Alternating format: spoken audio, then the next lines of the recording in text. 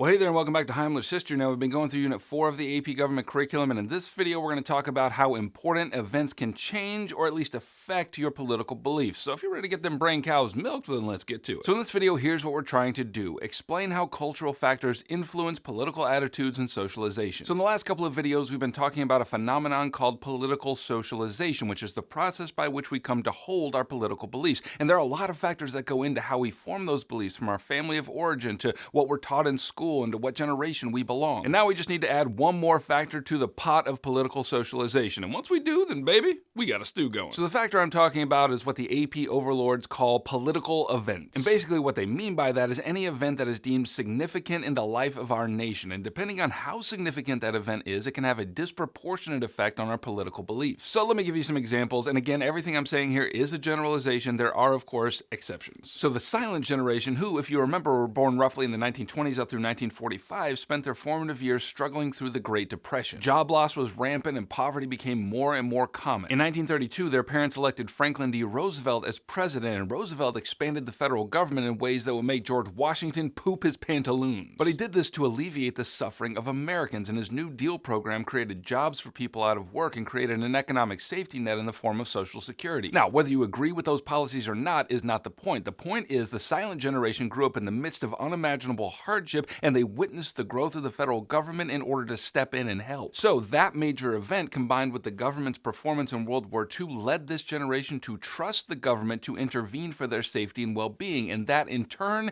influenced how they voted. Now, the baby boomers lived through the Vietnam War, and that trust in government was summarily flushed down the toilet. After the release of the Pentagon Papers, which we talked about in Unit 3, it was made clear that the government had been lying about the nature and progress of the war. In fact, they also witnessed Richard Nixon resign his presidency because he was involved in a plot, an illegal plot, to get reelected. So by the election of 1980, boomers responded to these events with a large-scale migration from the Democratic Party to the Republican Party. And why? Well, you could hardly explain it better than the man who won the presidency in that year, Ronald Reagan. In responding to the problem of the economic crisis that had laid the nation low, he said, "In this present crisis, government is not the solution to our problem.